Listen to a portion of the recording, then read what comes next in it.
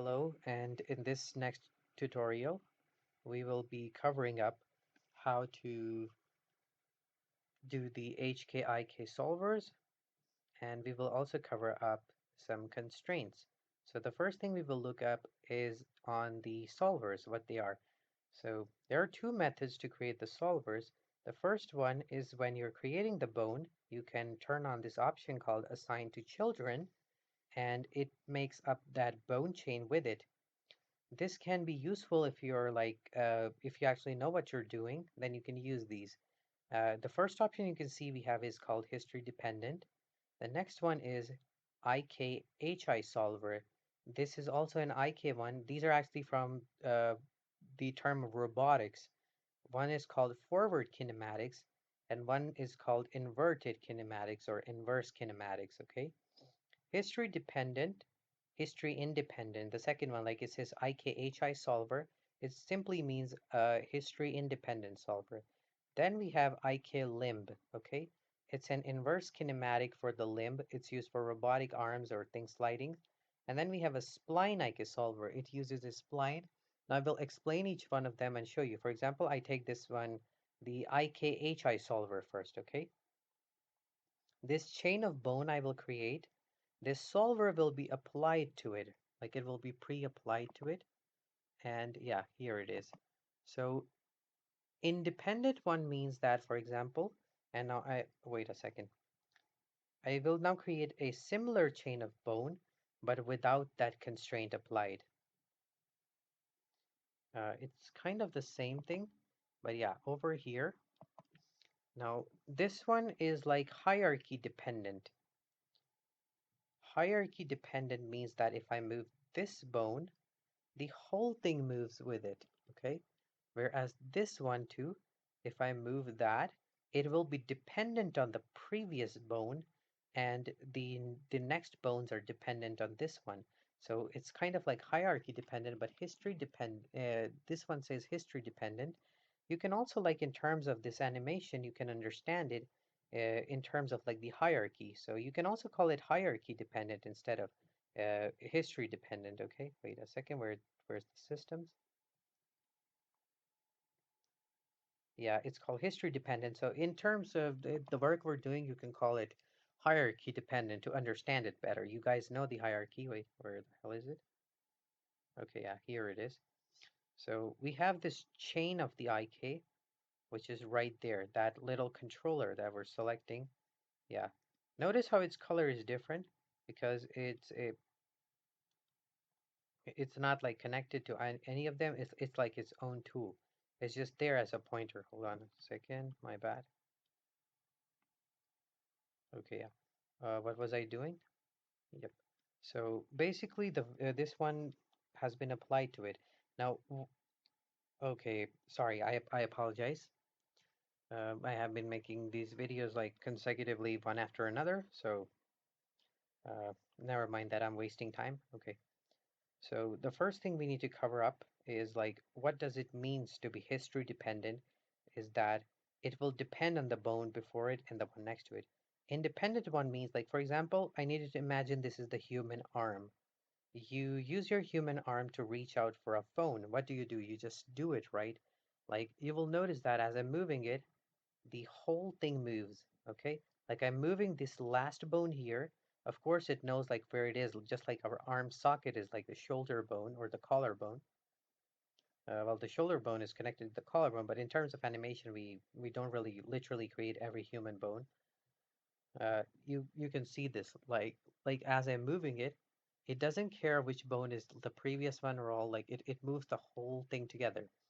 This is like called history independent. Okay, it does not care, or you in our terms, you can call it hierarchy independent. This same can be applied to any other 3D software. Whereas if I come here, I'm moving this, this one's being moved, right? And this one's like linked to it. It's still at rest. I'm just rotating it like this. This is called history dependent. I will actually apply an IK solver to this. Hold on a second.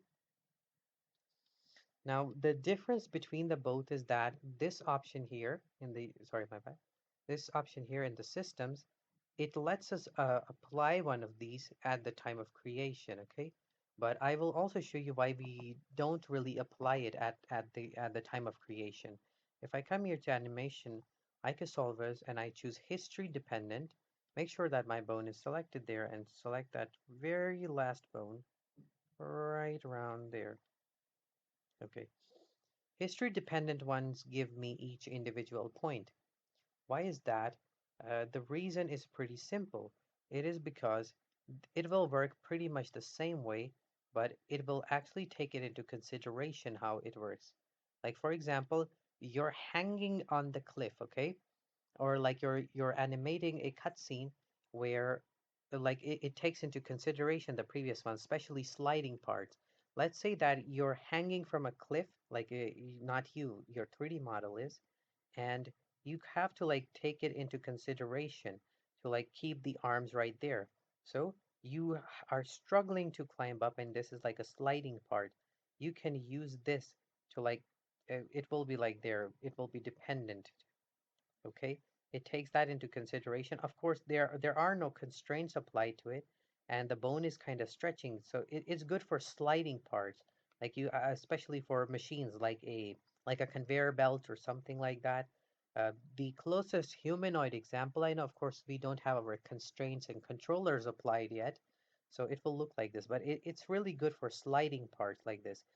The most humanoid example I was able to think of was like if you're hanging from a cliff and you have to like try to climb up, you can obviously move the hands around a little bit, but you will notice like there this is like kind of tied there, and this too, like that's the way it is, okay? Like you're trying to climb up, like you're struggling to climb. You guys get the idea. Like the motion of this arm is similar in a way. Of course, the shoulder bone is funny. I told you, like, we don't have the constraints or other things. That's what history dependent is, and history independent is just, it does not take into consideration, and usually mostly history independent are used. History dependent are very rarely used for games and other. It's mostly used for robotics, like I told you, for conveyor belts or other things like that. Okay, I'm also gonna delete this.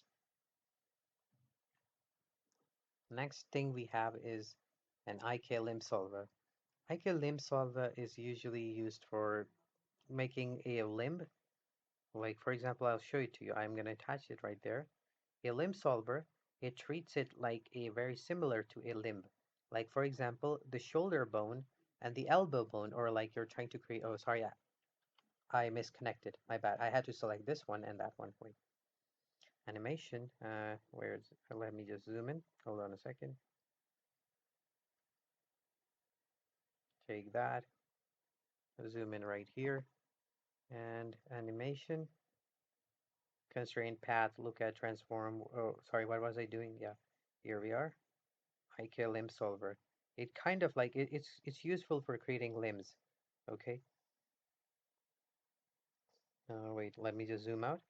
It is good. It's similar to the hierarchy independent one, but you can like create limbs, like especially spider legs or other things. Like let's say like this is the elbow bone on that one, and you have to like treat it this way, similar to the IK and FK one, but sorry, need the, oh man.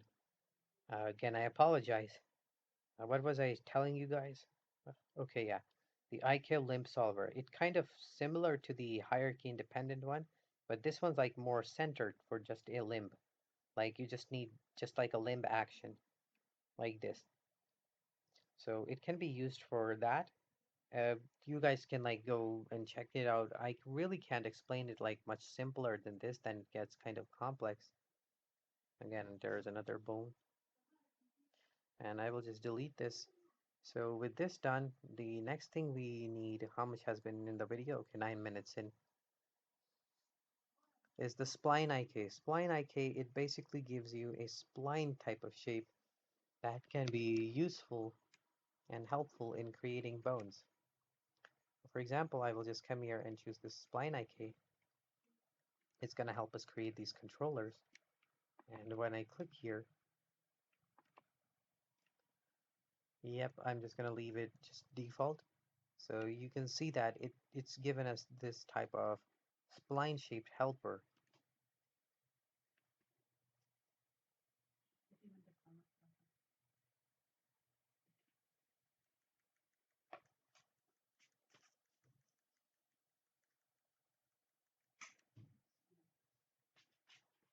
ये दरवाजा बंद.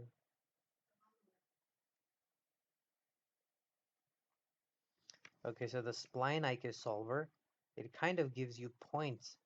Like on the spline, you can make these little helper points, which will be used same as vertices for your spline to control it.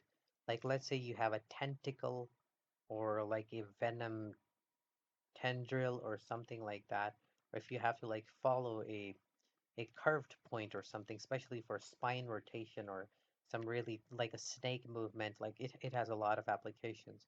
There are different ways to do it, like there's different points. Each point, like the bone will try to take the shape of that spline.